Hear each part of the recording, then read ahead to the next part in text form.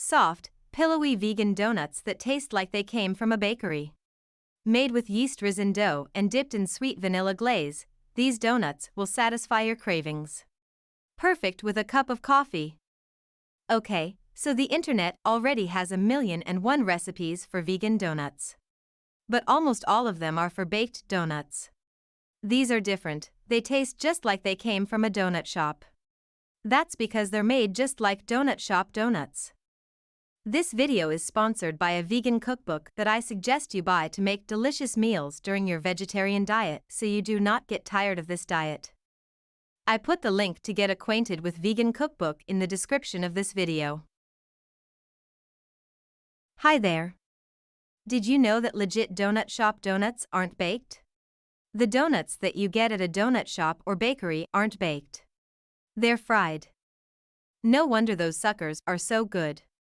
And yes, I acknowledge the fact that frying isn't as healthy as baking, but we're talking about donuts, not some superfood power salad. So I fried them. Also, legit donuts are generally yeast-risen. That's why the texture of baked donuts is a bit different. How to make vegan donuts. Obviously, these donuts are going to be a bit more work than donut pan donuts. They're so worth it. Get started early in the day so your dough has plenty of time to rise. Make the dough. Start by warming up some non-dairy milk in a bowl or liquid measuring cup. Don't get it too hot or it will kill your yeast. Go with bath temperature water. Add some sugar and whisk in a packet of yeast. Let it sit for about 10 minutes. It should get frothy during this time. If not, your yeast is dead and you'll need to start over with a fresh packet. Now it's time to beat some vegan butter and sugar together with an electric mixer. Next, add some vanilla and salt, followed by that milk-yeast mixture. Beat everything together. Now start beating in some flour. Add just a bit at a time. Before long you'll have a dough that's too thick for the mixer to handle. Ditch the mixer and switch to a spoon. Once you've got your dough mixed, you'll need to knead it. Sprinkle some flour on the counter and work the dough for about 5 minutes, until it's smooth and stretchy. First, rise. Coat a mixing bowl with oil, place the dough inside, and cover it with a damp towel. Place it in a warm spot in the kitchen to rise. I like to stick it in the oven with the light on for this. In about an hour or so, your dough will double in size. Roll and cut. Now it's time to make the donuts. Sprinkle some more flour on the counter and use a rolling pin to roll out your dough. You want it to be about ½ an inch thick. Now cut it into donuts. I'm using donut cutters, but feel free to use biscuit cutters or a knife if you don't have any. You'll want something that's about 3½ inches in diameter. Second, rise. Place your cut donuts on a parchment paper-lined baking sheet, cover them with a damp towel, and place them in a warm spot to rise again. Yes, this is the second time we're letting our dough rise. Let your donuts rise until they puff up a bit. This should take 45 minutes to an hour. Frying. Now for the fun part. Use a large Dutch oven for this. Pour in some oil. Okay, pour in a lot of oil. You want it to be at least 1½ inches deep. Now heat it up. This will take a few minutes. Use a deep frying thermometer to monitor the oil temperature. When it reaches about 350 degrees Fahrenheit, you're ready to fry. Fry a few donuts at a time, making sure not to crowd the pot. The donuts will float while they fry, so you'll need to do one side at a time, frying until each side is golden brown. This should only take a minute or 2 per side. If you saved your donut holes, fry them as well. Transfer the fried donuts to a paper towel-lined plate. Finishing the donuts. While the donuts cool, mix up some glaze and/or frosting.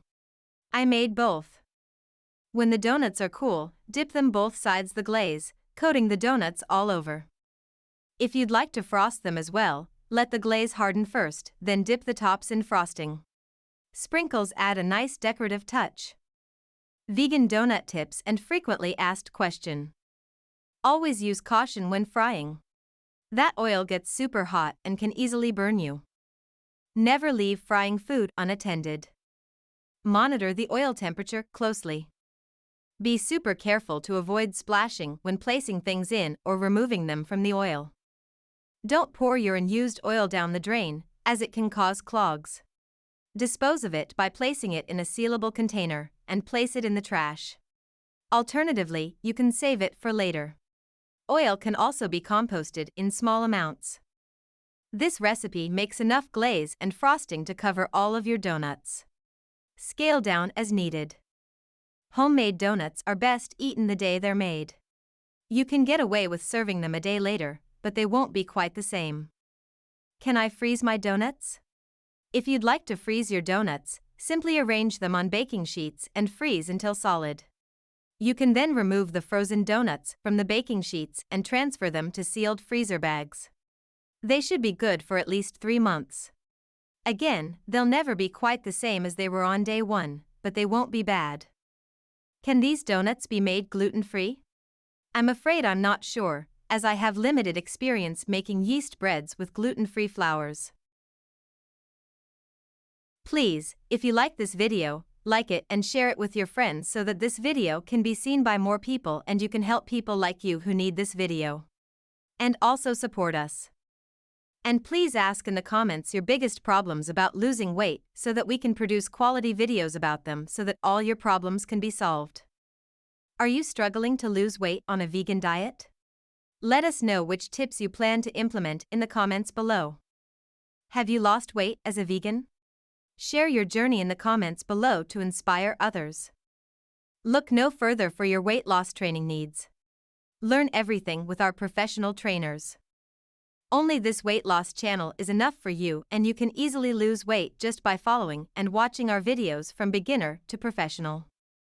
We have a separate category for each topic that you can watch videos related to each topic in its own playlist. Only need to play your favorite playlist, see it again and again to become a professional in that subject, and you do not need anything else. If you are interested in this style of videos, please subscribe our page and click the bell next to it to be informed about our new videos.